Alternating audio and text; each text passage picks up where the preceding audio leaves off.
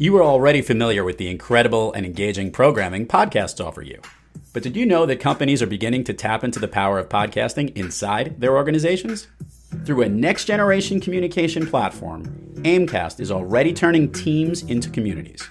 Leading Fortune 500 companies are already using Aimcast to better deliver sales training, corporate values and culture, virtual courses, customer engagement, human resources, messages from leadership, sharing insights and best practices, and even develop their own corporate podcasting programming. Head on over to aimcast.com and request a demo to experience what top global companies are already experiencing through the Aimcast platform. That's Aimcast, AIMECAST.com. Get your organization to connect and engage with Aimcast.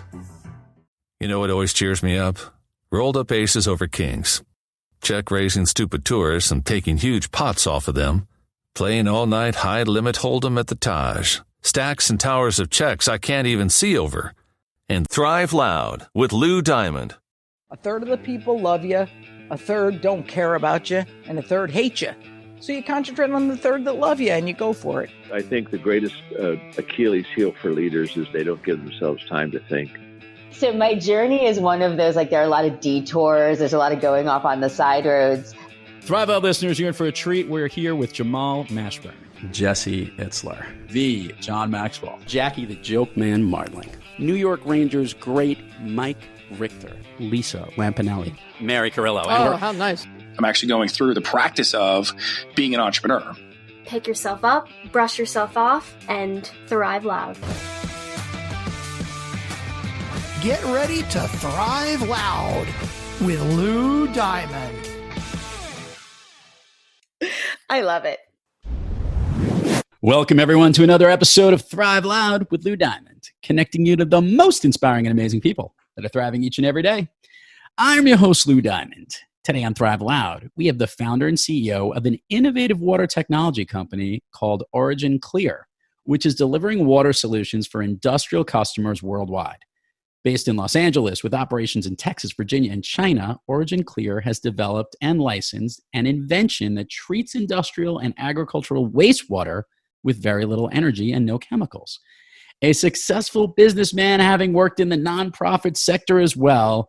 Thrive Loud listeners, I bring you Riggs Eckelberry. Riggs, how are you today? Oh, it's a pleasure being on your show.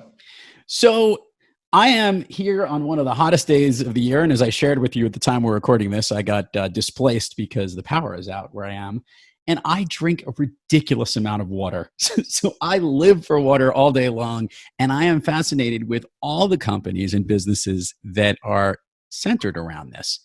If you could kind of guide the listeners a little bit of how this became the thing you're focused on now, and then we'll dive into, pun intended, your topic of water and understand exactly what Origin Clear does. So we're talking to someone who is not a water guy.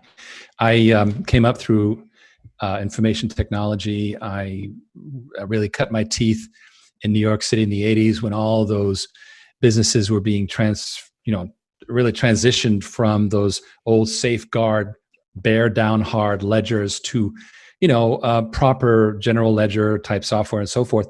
And, had a difficult but really great learning experience. Fast forward to the 90s, I was in the .com, had a wonderful time, transformational, disruptive marketing, the whole thing. Really, one technology undermining the next, kind of like a jungle. But nonetheless, we built, I think, something that is today, we can say really that we would not be able to shelter in place if it were not for the internet. So that was a good adventure. I was foolish enough to want to become a CEO, and in the mid 2000s, I know I've made other mistakes in my life, but that was one of the bigger ones. But I was number 2 in command of a software company that we got onto the NASDAQ at the time. This is called Cyber Defender, and I was, like all second in commands, I thought I could do a better job of being the number 1. I spoke to a fund. They agreed, but they said, hey, you're not going to be in high tech anymore. We went eventually into water via other things I won't get into.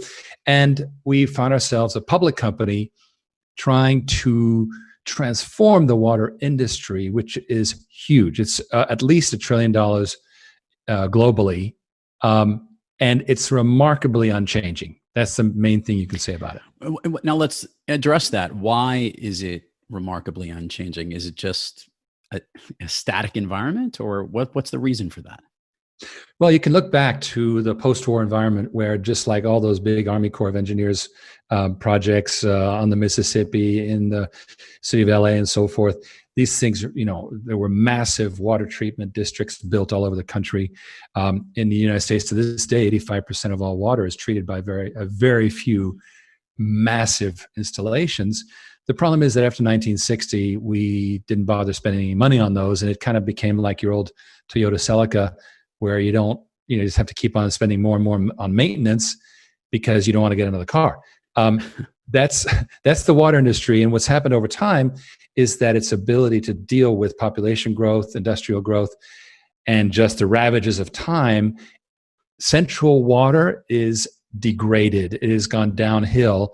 And it's not their fault. They have had to deal with dwindling infrastructure allocations. They've had to, nobody gives them enough money. There's plenty of money being given to wars, but apparently not to water. Right. Fine. Now, in addition, they are responsible for public health. So they tend to be conservative. They're like, okay, sounds great, but I never lost my job by staying with good old chlorine, right? So if you have something new, you're going to have a job ahead of you. And the final thing is, I think the public thinks in general that water is okay in this country. I turn on my faucet, I get water that's clean enough. I flush my toilet, the water goes away. What's the problem? So those three things: a degradation of infrastructure, a general concern for public health, and the consumer being concerned about water but feeling that they're basically well served in this country, led to the water industry being a lot like the hotel industry before Airbnb or the taxi industry before Uber. Right. Very complacent and happy with how it was operating. But you could not get a taxi in the rain in New York City. I remember well. Riggs, I'm interested here. Before we go into the water part, I want to get your perspective, working in the tech industry and now working in this innovative water technology industry. What is the most visible difference that you have seen between those two industries and leading in them over the past few years? Well, it's look, tech is only partially hardware. There's a huge software component, and it's easier to change software than bricks and mortar. So water is primarily bricks and mortar, whereas more and more high tech really is got a hardware layer, but is a huge amount, software stack, and that makes it easier to move with the times, right? So again, I want to be fair. I stepped into a space that was, as hard to change as the U.S. Post Office or Amtrak, meaning that it's physical stuff. And Post Office, for example, actually does a wonderful job, right? Amtrak is not a bad organization. They're just, we can imagine all kinds of ways they can be better, but they are what they are, and transforming them is not easy. So it really became a matter of, we started to work on how, where is the point of leverage? Where can we change the water industry? Okay, and I guess that's a good segue here. So talk to me about what OriginClear has developed and how it's different from anything else in the industry. Well, the first thing we worked on and spent a lot of money on was a technology for clarifying water without using filters, basically zapping it in simple terms. And that really we found to be a hard way to go, because the water industry itself says it takes 12 to 15 years for it to accept a new technology. And we, being a small public company, we just didn't have the legs to do that. So we've maintained some activities there, but we decided to try and seek some progress elsewhere. And the next thing we did was we bought a company in Texas, which is a outstanding water systems building company. They can build everything from a $50,000 system to a couple $1 million system, and they have a tremendous reputation. And that was in 2015.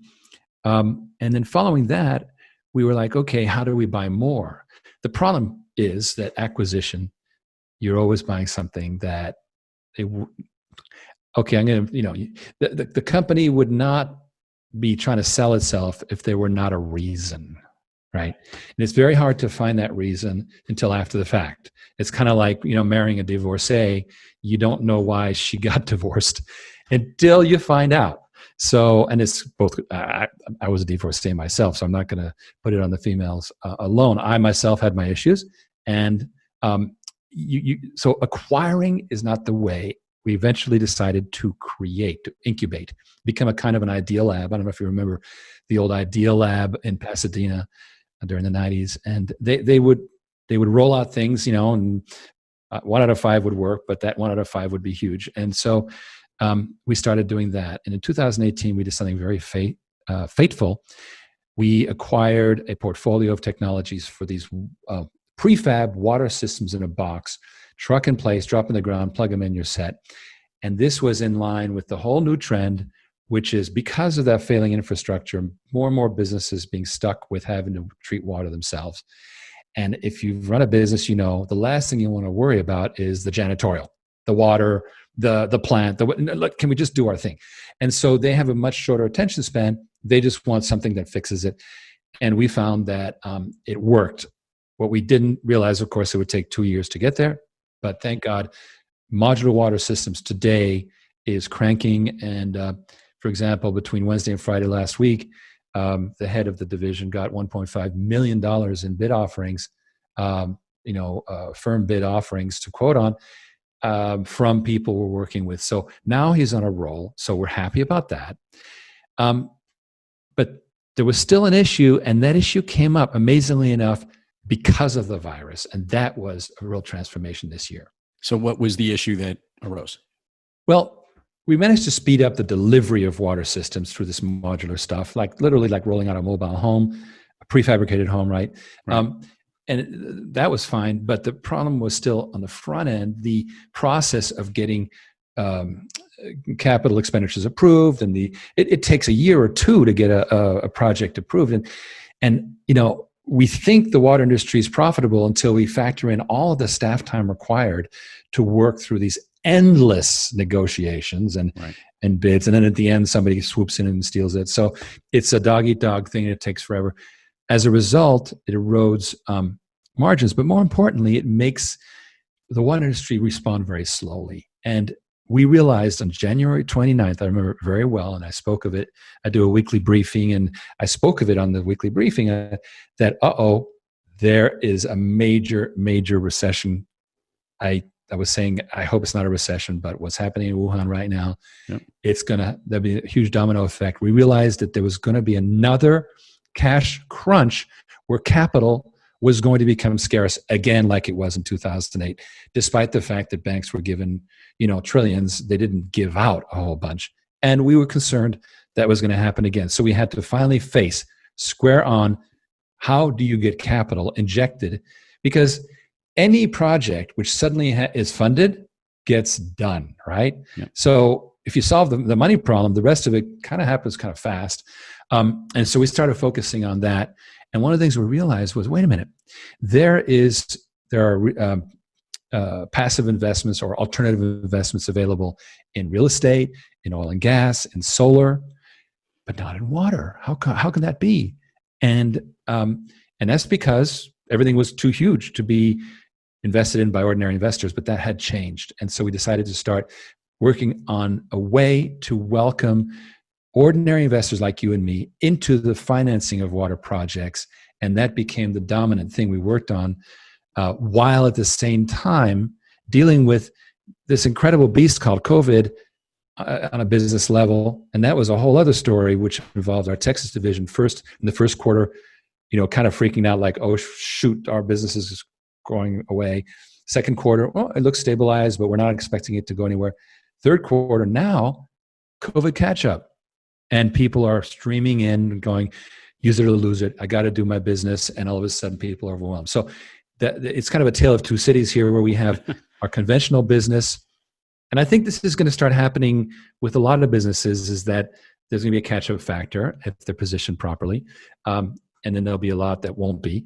And then separately is really creative solutions to the coronavirus, specifically in finance.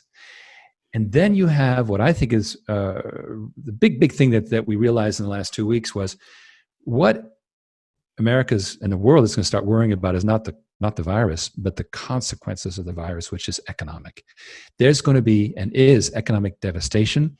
There's going to be hundreds of thousands, millions of good entrepreneurs who've lost their restaurants or their, limousine business or whatever, and they're not, that's not coming back for them. What do? So we finally realized that we could create a new thing called water as a career. Bring people into water, get it financed by investors, and roll it out just like a biz op, right? Now you're a water systems provider. You've got the equipment from Origin Clear. You got your funding through a process that we're still developing. And now you are busy again. And there's a huge opportunity there that we're incredibly excited about. It's really interesting. I'm going back, and my brain is racking from one of our earlier guests. We talked about some of the biggest challenges, the chewiest challenges on this planet. And obviously, whenever you don't appreciate something until it's broken or it's gone, right?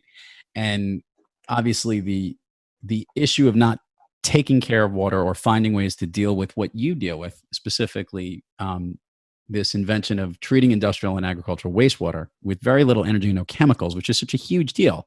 But to get other people to help with this is pretty cool. But you found a new workforce, basically. What I guess I want to ask you is, these types of problems in the seat that you sit in, does it get you incredibly passionate and excited? That's what I want to know. Well, again, I'm not a water guy, but I have to say that I have. So I came to this from a different world. Can't we argue now, Riggs, that you are a water guy now? Well, after 13 years, I guess so. But but nonetheless, I came at it from a different perspective, which I think is healthy, which is understanding the high-tech life cycle, the whole inside the tornado, innovator's dilemma, all that Clayton Christensen stuff that is so interesting, and then trying to apply it, and then kind of here's the water industry with a really good defense, and I'm trying to find the holes in the defense, and it was a slogging match until we found an interesting angle, which again came out of the virus, which is all this talent, so good, and you know what? It's maybe their fault they didn't go into Amazon, and instead they had a restaurant. How could they have been so stupid? But none of us understood at the time that we were literally going to have everything shut down. But they're there, and now we can help them use online marketing to create businesses, give them equipment, roll it out. And now we're not going to be the only ones doing it. It's impossible for one company to forge 12 different BizOp type markets. And this is why eventually, once we've piloted this with this first project we have in the pool industry, which is very interesting, which people can see on our website, we want to then expand it to the rest of the water industry and invite people to play. We think that this is something that we want to create a market for, and this is what we call the Airbnb for water, which is how do we create a whole lot of players who are recruiting ordinary people to all of a sudden be water entrepreneurs, because now water is being dropped down to the human scale and can be both financed and executed by small to medium businesses. Let me ask this question. And it's kind of, I guess, you have an advantage in finding a new avenue with what's happened with COVID. And I'll also add that there is, without a doubt, a sustainability movement that has been going on for the last decade and has only picked up speed, where people are always looking for better ways to save our planet, reutilize things we need to, and the value of water has gotten the attention, which is obviously a great marketing campaign for you to attract people into helping them get into the water business. What's the biggest hurdle, though, that you as a company or this new direct sales force, for lack of a better word, that you're going to have faces that is your exciting, chewy challenge that you're looking to try to maybe help them overcome? Okay. So every single engineering problem comes down to scale, right? You can do something as a pilot and we have this, if people go on our website and they originclear.com/pool preserver, we have this thing called the pool preserver, which is a kind of a kidney dialysis machine that cleans out your pool's water instead of you having to flush it away. Anyway, it's a career builder for the water or the pool cleaner industry, and it's working really well as a pilot. Already, we're being overwhelmed by leads of people going, "Oh my gosh, this is great! I want to make a career out of it." It's the challenge is going to be scaling at 100%, because one of the things about things that are popular, MySpace was the first social media platform, right, but Facebook did it. Why? Facebook scaled. You say what you want about Zuckerberg, but brilliant scaling of a platform. When you open Facebook, it does what you want, and that is beyond phenomenal. So I think that it's relatively easy right now. We found this thing that everybody's excited about, which is, hey, I can invest. Hey, I can build a business. Hey, okay, good. And I can invest in Origin Clear as a sort of the Airbnb host of all of it, right? Because we're a public company. Right. Great. But now Origin Clear is going to have to, continue to scale it up. It's going to require resources. We have an excellent offering for accredited investors. And the good news is we will soon have an offering for unaccredited investors. So everybody can jump in and help us fund it to the tune of what they can afford easily. We don't want people to, spend what they can't spend, or they can simply, invest in the stock on the market. All of this helps us to deploy the resources we need. And we're very, very close to profitable. But we're going to be unprofitable for some time because we'll be throwing all these resources into this new thing. And one thing, Lou, that has amazed me for more than 10 years now, my investors, whom many of them I know quite well personally, are unbelievably supportive. They have been like, Riggs, I'm behind you. Water is super important. They get it. And probably that's the thing I'm most grateful for, is that the people investing in Origin Clear understand, they know we do our best by them, and I believe ultimately they'll do well, but that's all in our hands. And so scaling is the game ahead of us, probably for the next 18 months. You sounded real excited about. I am excited. See, you are a water guy. We knew it. but you're also a leader. And here's a good question, right? So I love asking guests on the program this question. We all have great days where things are going, where maybe the direction is heading, where you see things and things are in line. But we also have days where we're not kicking on all cylinders, where we run into a lot of hurdles and challenges. And a lot of people have been experiencing that. But great leaders like you have figured out how to thrive. When you, Riggs, have trouble thriving, who or what practice do you seek to get yourself back on the thriving track? Interesting. Well, I'm a big follower, as I was saying, of Clayton Christensen, who wrote The Innovator's Dilemma. And, by the way, a man of belief, a man of faith, but also just advised so many people like Steve Jobs and so forth on how to survive in the high tech. And then Jeffrey Moore with his, Crossing the Chasm Inside the Tornado, really realizing that disruption is part of what you deal with, right? So and I myself, during the high tech era that I was in, I was transforming companies and products, and my methodology was called mistake-based marketing, because go out there and make a mistake. Well, when you make a mistake, you don't feel great, right? So the challenge really is how to learn to make mistakes productively in such a way that you can then come back and make it better. It's hard. So there are some leading lights in high tech who understood this. Steve Jobs, by the way, was one of them. Elon Musk, he famously said at the Caltech commencement where he spoke, it's easy to do a PowerPoint, it's harder to build a car. And what he just went ahead and built a car. Well, I know what Elon must have gone through. I had that picture of him in 1995 fixing his own car window himself. Okay, now he's a freaking richer than Croesus, but we know what he went through, and so every single one of these people. Look at Bezos in his early days. Every one of these people was not a golden path, and I think the key to their success was how did they deal with failure, right? I had a big failure in the 80s where I went big in Manhattan, and oh Lord, and really could have succeeded if it hadn't been for not being willing to push through failure. That was a learning experience. I can only say that I'm learning every day how to fail better and faster. Is there something that you do personally to help yourself learn, and a practice, a thing that gets you through that troubled time? Well, years ago, I was in the nonprofit space, and I learned how to do a lot of what I do today from I worked personally with a man called L. Ron Hubbard, who's totally non-controversial.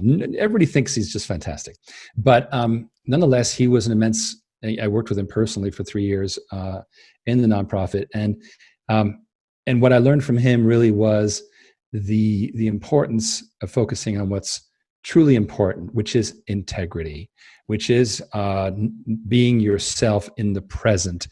It's, of course, what we know from Buddhism and Zen and many other things. These are core truths. I got it from him. I think he was one of the great men of the 20th century. I was privileged to know him. And that, I think, is really at my center.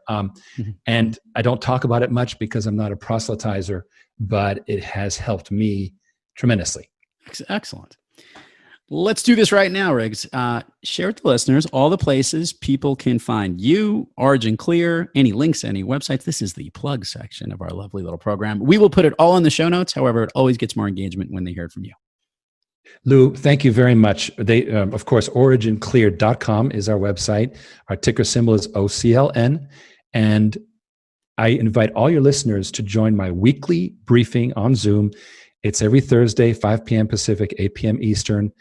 Go to originclear.com, click on CEO, sign up, join me. You can pop questions through the chat. I love to then bring these, very interactive, and we report in real time on what we're achieving. I think it's an exciting document of what we think we can get done. And hopefully all your listeners will sign up, and we'll have a much bigger briefing each week. That sounds like fun. I'll have to jump in. I'll ask some really difficult questions, just like nice. All right. So permission to go down Fun Street with you, Riggs, if that's okay. Okay. All right. Can you share with the listeners your all-time favorite movie? Lawrence of Arabia. Why does that movie connect so much with you? It was so. I was very young. I think it came out when I was 8 years old or something like that, and it gave me this sense of sweeping drama of mission. Peter O'Toole had these incredible blue eyes that just stared at the screen, and the cinematographer David Lean really got that. And then his protagonist, I am Bedu. Like literally, Peter O'Toole is dying in the desert because he has no water, and the Bedouin is like, I am Bedu, I can handle it. And it stirred me to a point like, okay, that was the king of all movies for me. It might have led you to your career in water. We never know. You have no idea where that would have gone to. Right. All right. So what we do here is I love to ask quick questions, almost like the speed round. Think like the end of Family Feud, just I haven't surveyed 100 people. Okay. The first thing that comes to your mind that makes you feel good when I ask you these questions. I know you're prepared for it. I know, Riggs, you got it in you. You ready? Mm-hmm. Okay. A song that you listen to that pumps you up or you like to work out to. Well, West End Girls. Absolutely. Huh. A favorite food that is not a dessert. Risotto. A favorite dessert. I got some friends who make a wonderful keto chocolate mousse. An activity you wish you did more of? Skiing. If I could ski every single day, I would be a happy man. An activity you wish you did less of? Paperwork. If you can snap your fingers and go anywhere, where are you? The Marquesas on a chartered boat, being sailed by someone else so I can relax. Riggs, as you look at Origin Clear as an executive all these years and obviously have a good vision, where do you want to see it go? What's the big, hairy, audacious goal that you have for the company? I want to achieve a merger of the entrepreneurial world with the water world, which has largely not been. It's largely been more like a civil servant world. Let's make water more entrepreneurial, more responsive to business needs, and therefore process a lot more water in the world, improve public health, and avoid more viruses in the future. Couldn't ask for a better closing to the show here, Riggs. Thank you so much for coming on the program. Hope you had a little fun. You educated me a ton. I think our listeners as well. Did you have fun while you were here? You know, Lou, I really appreciate the provoking questions, and I'll do it anytime. Thank you. You got it. And to all our listeners out there, thank you for joining us. And until next time, keep thriving onward and upward. And remember, be brief, be bright, be gone.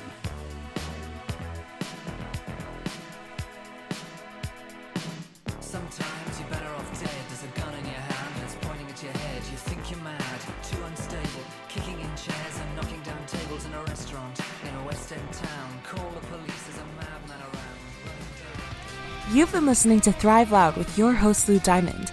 Check us out on the web at thriveloud.com and follow us on Instagram, LinkedIn, Twitter, and Facebook at Thrive Loud.